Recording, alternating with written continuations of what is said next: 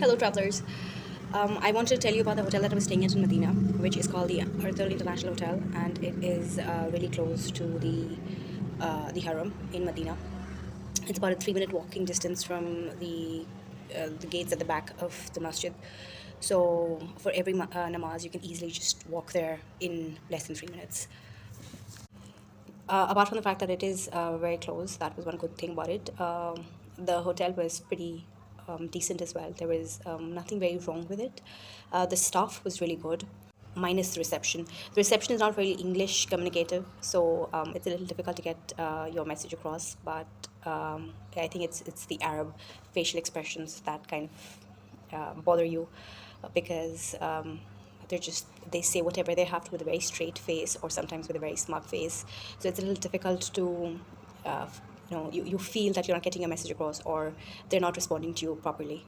But the housekeeping staff is generally very nice, and a lot of them are Urdu speaking. So if not Urdu speaking, they can communicate in Urdu, so you can talk to them in Urdu or Hindi, or a bunch of them are from Bengal as well, so you could probably speak to them in Bengali as well. But it is courtesy of the housekeeping staff that we were informed that when we had to wait for our check-in, and our check-in took a very long time.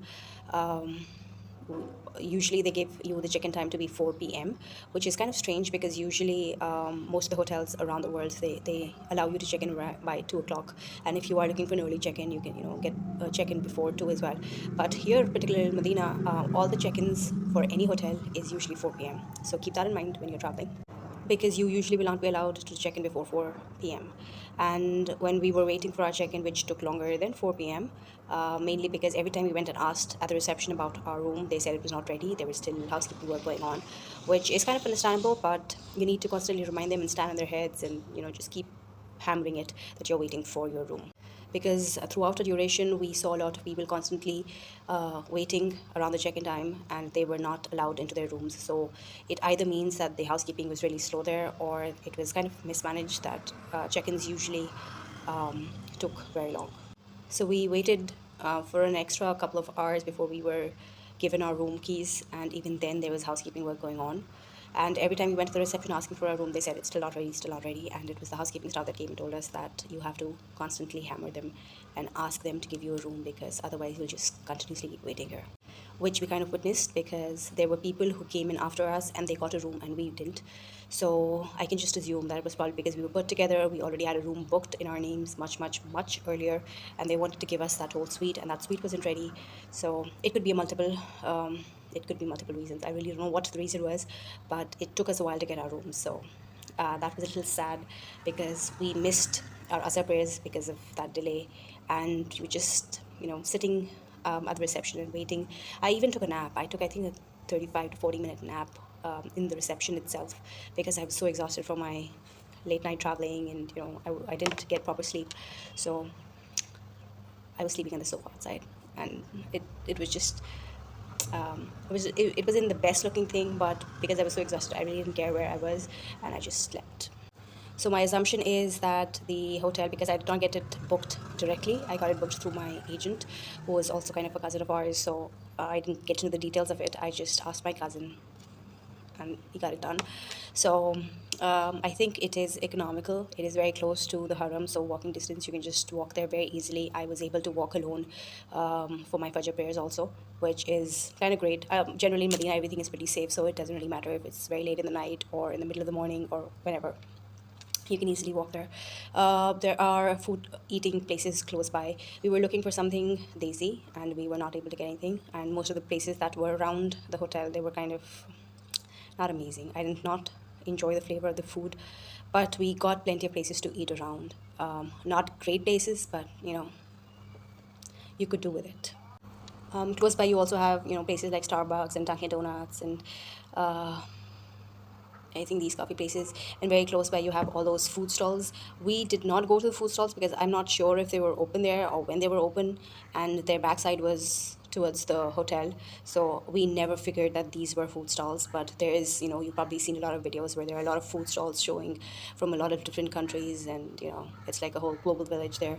I think that would have been a really great opportunity to try out different foods or different cuisines from other places, but we missed it, unfortunately, because, well, to be honest, we were not only exhausted because we were really not used to all this, physical activity, and also because we're just, I think, growing old. We generally didn't want to go and explore the place. So most of all that we explored were the restaurants which were very close by, and they were like restaurants like the Islamabad Hotel or the Karachi Hotel or the Lahore Hotel, where they were where they're serving desi food. But pretty much all that desi food tasted the same in all the three places, and even between the dishes themselves. So every different thing that you could try, it would end up with the same basic flavor, which wasn't great. But when we were hungry, then that was the only thing to go with. Coming back to the hotel, because this video is about the hotel, Artal International Hotel. The rooms are equipped with a kettle, an electric kettle, so you can make your tea in it. They give you water every day, depending on the number of people that are staying in your room. So we had 3 people occupying our room. We got 3 bottles of water. We got tea, coffee. We got cups, paper cups, every single day, which was great. The room is also equipped with an ironing board and an iron, so you can press your clothes whenever you have to. The washrooms are pretty decent. You get free soap. I think you get shampoo and conditioner as well. I don't remember, but you do get soap. That is for sure. I think we were using our own cosmetics there, toiletries there. We're using our old toiletries there. So I don't remember if we had shampoo and conditioner, but I think we did. Generally, I think it was a very decent stay, and um, it was comfortable. So if you're looking for a hotel in Medina to stay at, you can definitely look into the Artal International Hotel. There are better hotels which are very, very close to the Haram. There's just like you walk down and there it is. But this was pretty decent too. So that's it for today. If you have any questions about the Artal International Hotel, then definitely leave a message and I will hopefully get back to you about it. You can ask me anything that you want about the hotel, generally about the services, whatever it is, just leave a message and I'll get back to you. You come back tomorrow. If you haven't subscribed to the channel, please do that too, because I am on a spree of telling you everything about my Umrah trip. I'm going to be sharing a lot more than what I did today, hopefully tomorrow. So come back tomorrow. I'll see you then. Bye-bye.